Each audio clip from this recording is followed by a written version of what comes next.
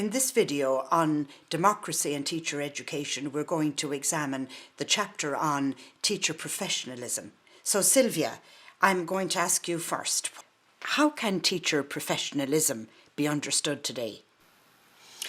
It's a very big question, and it's important to stress that the approaches to teaching and teachers look very different in various countries and various contexts.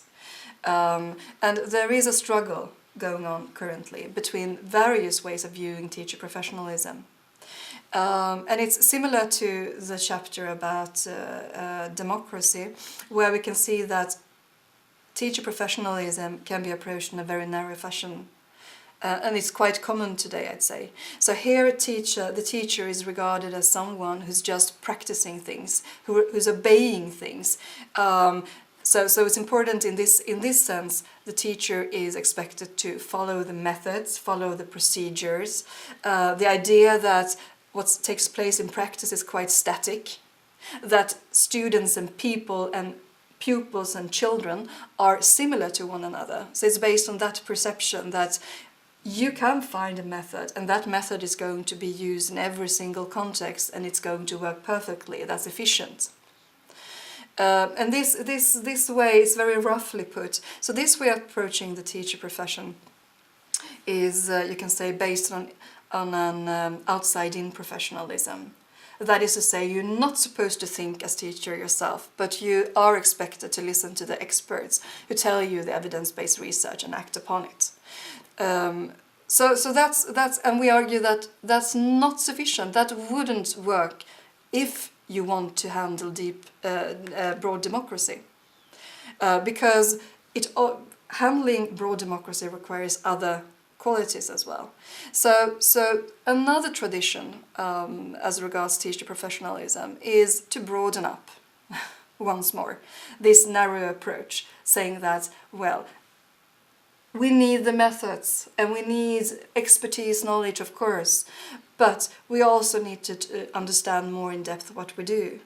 So professionalism in this sense is based on the ability to actually interpret the surroundings, and based on that, and which in turn requires knowledge, and based on that interpretation, constant movement, actually design and form the educational settings in the direction you deem desirable and in dialogue with the organic material in front of you.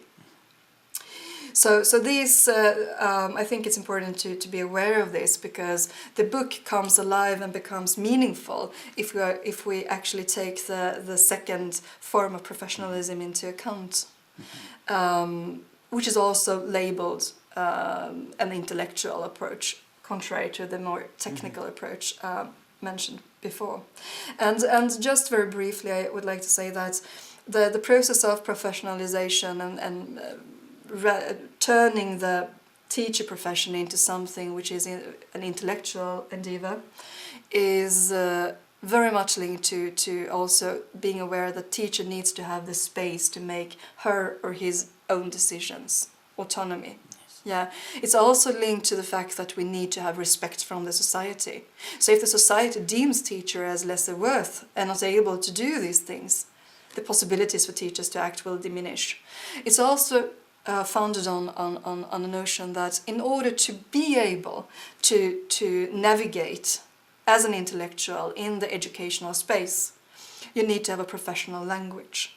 That's also central in the book. Mm-hmm. So we try to provide a language anchored in research, which teacher can use as a way of sort of interpreting. And also the last one, it's important that we have ethical guidelines, which are ours. It's the teacher's ethical guidelines. So no matter of the policy changes, we need to keep that in mind. So how do we handle the children? Yes, because I'm picking up there from you the importance then of that professional judgment and the teacher learning how to do that and being competent in that area. So what you're saying here really is about teacher competences. So can I ask you, what kind of teacher competences do teachers need today? Yeah, so in relation to that, I'd say that it's really important.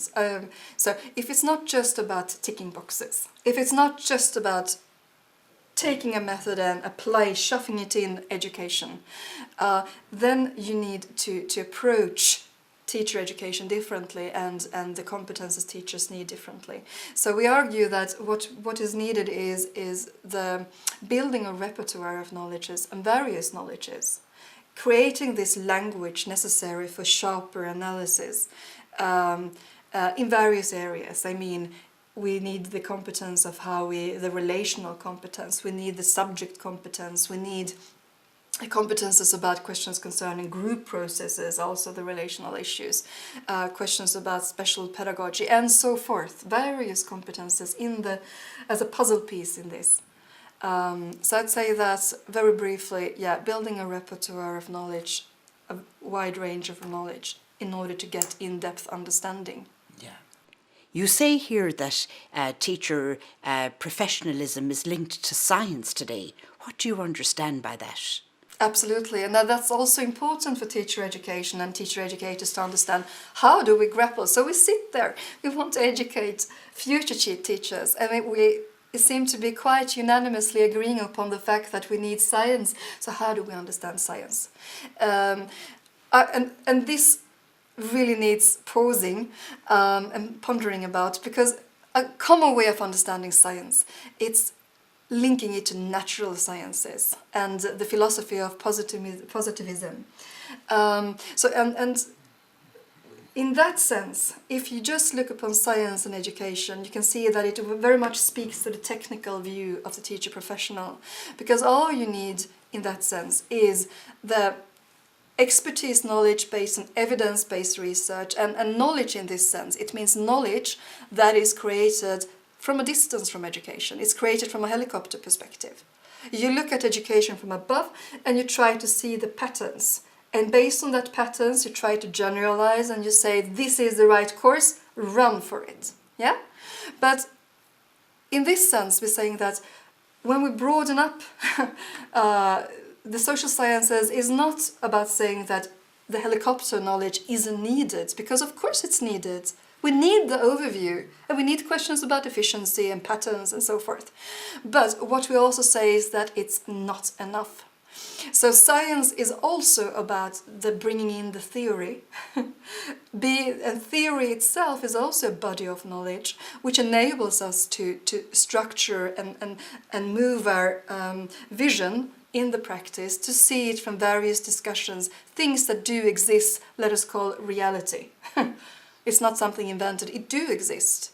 But we need to be able to see it, and we need to be able to critically ask ourselves, is that thing going on in practice really, really needed in this context in relation to what we're struggling for and the desires and the purposes and so forth. So very broadly, science is important, but we need to understand how we approach science and how we understand science. Yeah, that's very interesting. I mean, that view, bringing in the multiple perspectives and the sciences in that multiple way. And then I suppose to finish with this question would be, what are the challenges and dilemmas for teacher professionalism? I'd say there are of course many challenges, but just to pick some few, one of the things which I know that we've been talking about it, you and I as well, is that we see that there are tendencies in various countries, not just one, to push the educational issues to this narrow space, and very often linked to issues about economy, making education into a commodity. And we see that there is a struggle, and and it's linked to the previous discussions which we had as well, where we talked about the fact that the space for this kind of engagement and learning and building, or what we use, the concepts we use, is important to be aware of, because there is a tension going on. There is a tension, and we need to see that tension in order to act upon it. But there are also what we can see, and I think that Daniel Kahneman's book is really interesting about the fast thinking and slow thinking, that sometimes it's much more luring and much more sort of, you're much more interested as a student teacher and teacher to go for the fast answers, because you are stressed. You don't have the time. It's a personal issue as well, I think, that going this road with the broad democracy and the broad professionalism requires efforts and energy. And you have these tensions between the desire for fast thinking and the need for actually slowing down and questioning. Yeah, and before you finish, I mean, I'm just going to add another question. I'm sure it's not necessarily for me to have this exactly perfect now for the camera, but I would say to you, could you talk for a minute about Bildung? Because in Christian countries like Ireland and in the German-speaking countries and in the Nordic countries that you come from yourself, could you speak about the fact that education has that broader perspective there, that praxis piece? Could you speak to that as you wind up the professionalism, since you have actually brought us in there? Yeah, absolutely. I'd say that the Bildung tradition is really, really interesting to stop and think about as well. And the Bildung tradition, it has a long history. So there we go again. In order to understand Bildung, we need to understand the history of Bildung. And Bildung has roots from the ancient Greeks, paideia and education, where it was looked as a fact that it's not just educating with knowledge, but you educate the whole individual. So it's also a spiritual dimension to it, a moral dimension to it. It's educating the whole individual. But the term Bildung was actually, it became sort of coined in the 18th century by Humboldt. The Humboldt University in German is a German word. And the concept itself has, it's really interesting because it's dannelse in Norway, it's bildning in Sweden, and it has its connotations and words in various countries, but not in English. So the English language doesn't have any word that captures the holism that Bildung actually brings to it. So and it's important, there is various ideas tied to it, so various nuances and shades linked to the Bildung tradition. Some argue that it's a humanist thing, where you actually try to find the essence of the human. Others problematize it, saying that it's not in that, it's more plural, and it's very much linked to the questions about emancipation and politics, like Gert Bista, for instance. And in the Scandinavian countries and Germany, Bildung is still important. So didaktik, which we use in Sweden, is linked to the Bildung tradition. It's the broad praxis, you need the theory, you need to understand. In many countries, other countries, it's not that common. So the Bildung tradition is not that vivid, at least according to research, in educational discussions. Yeah, and I can see many connections with it, with Celtic spirituality and with Christian Catholic teachings and literature in that area as well, because they are talking about nurturing an inner soul life and an inner life, as well as being, I guess, preparing the young person for a social, material and political world and an economic world to live in that as well. So it's an interesting concept because of the fact that, of course, it expands out that notion of the purposes of education and brings to life, I suppose, teacher professionalism and democracy. Yeah, thank you.